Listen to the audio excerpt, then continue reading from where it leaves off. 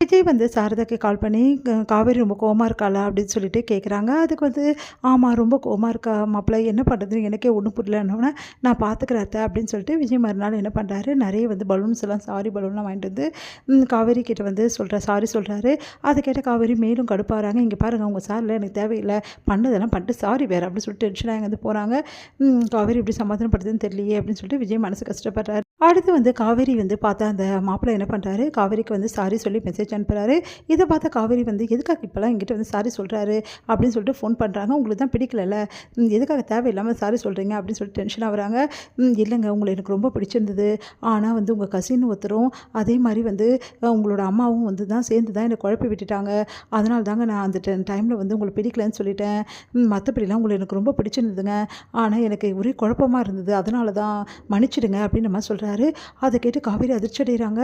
உடனே அவங்க அம்மா கிட்ட போய் கேட்குறாங்க, என்ன நினச்சிட்டு இருக்கோம் மனசில், நீ எல்லாம் ஒரு அம்மாவா, இந்த மாதிரி ஒரு அம்மா தன்னோட பொண்ணை பற்றி இப்படிலாம் பேசுவாளா, அந்த ஆள் கூட சேர்த்துக்கிட்டு நீ இப்படி பேசியிருக்க, அந்த ஆள் தான் உனக்கு முக்கியமா, அப்போ நான் உனக்கு முக்கியம் இல்லையா, நீ உண்மையிலேயே என்னை பெத்தியான்னு எனக்கு சந்தேகமாகவே இருக்குது, சே நீ எல்லாம் ஒரு அம்மாவே கிடையாது அப்படின்னு சொல்லிட்டு ரொம்ப மோசமான வார்த்தைகளால் சொல்கிறாங்க.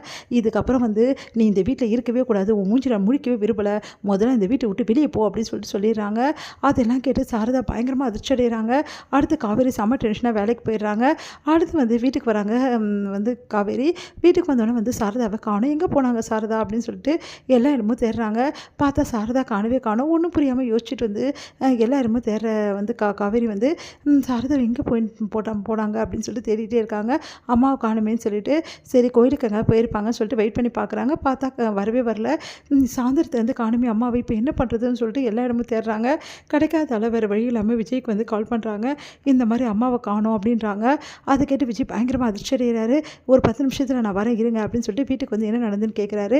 இந்த மாதிரி நடந்தது அப்படின்னோடனே எல்லாத்துக்கும் காரணம் நீங்கள் தான், உங்களால் தான் நான் எங்கள் அம்மாவை திட்டேன் அப்படின்னோடனே சரி சரி நீங்கள் கவலைப்படாதீங்க, உங்கள் அம்மாவை எப்படியா நான் தேடி கண்டுபிடிச்சி தரேன்னு சொல்லிட்டு விஜய் வந்து போகிறாரு. இல்லை நானும் வரேன்னு சொல்லிட்டு காவேரி வராங்க. விஜயும் காவேரியும் வந்து அவங்க போகிற இடம், அவங்க வர்ற இடம், அதுக்கப்புறம் வந்து அவங்க வந்து எங்கெங்கே போவாங்க மார்க்கெட்டுக்கு, அதே மாதிரி கோயில், எல்லா இடமும் தேடி பார்க்குறாங்க.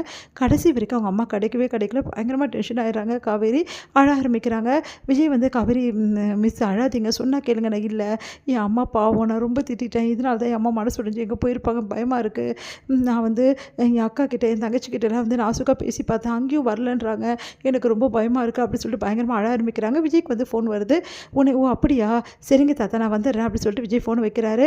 உன்னை என்ன ஆச்சு அப்படின்னோடனே தாத்தா வந்து கூப்பிட்றாரு அப்படின்னோடனே தாத்தா வாமா, சரி நீங்கள் வாங்க வீட்டுக்கு போகலாம் அப்படின்னு. உங்கள் வீட்டுக்கு நான் எங்கே வரணும் அப்படின்னு. நீங்கள் வாங்குங்க சொன்னால் கேளுங்க அப்படின்னு சொல்லிட்டு வம்பு பண்ணி கூட்டிகிட்டு போகிறாரு.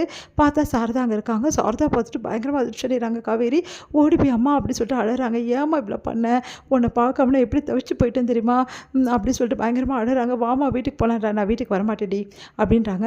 அதை கேட்டுட்டு ஏமா அப்படின்னோடனே நான் இங்கே தான் இருக்க போகிறேன் அப்படின்னோடனே ஒன்றும் புரியல காவேரிக்கு. நீ என்னம்மா சொல்கிற, இது வந்து அவரோட வீடுமா அப்படின்னோடனே இது கிடையாது, எப்போ வந்து நீ என்னை வீட்டை விட்டு வெளியே போன்னு கேட்டியோ அதோடு முடிஞ்சிச்சு, அந்த வீட்டுக்கும் எனக்கும் உள்ள பந்தம் அதோடு முடிஞ்சிச்சுடி, இந்த வீடு தான் எனக்கு சொந்தம் நான் முடிவு பண்ணிட்டேன்.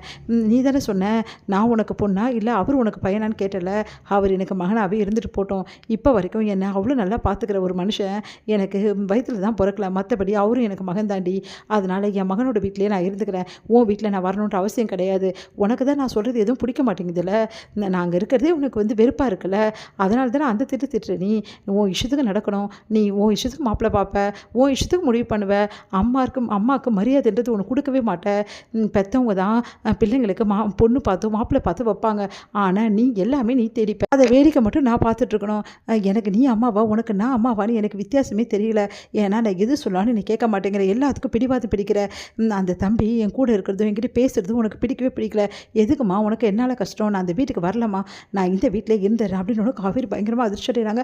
அம்மா இதுக்கப்புறம் இப்படிலாம் பண்ண மாட்டோம்மா, நீ சொல்கிறபடியே நான் கேட்குறேம்மா, ப்ளீஸ்மா வீட்டுக்கு வாமா போகலாம் கெஞ்சுறாங்க. வர முடியாதுடி, அது உன் வீடு, நீ இரு, நான் அங்கே வரமாட்டேன், நான் இங்கே தான் இருப்பேன், என் கடைசி காலத்தை நான் இங்கேருந்தே கழிச்சிடுறேன், அங்கே வரணுன்ற அவசியம் எனக்கு கிடையாது, மா ப்ளீஸ்மா ஏமா இப்படிலாம் பேசுகிற, அப்படி தாண்டி பேசுவேன் அப்படின்றாங்க. அது கேட்டு பயங்கரமாக அதிர்ச்சி அடைகிறாங்க காவேரி.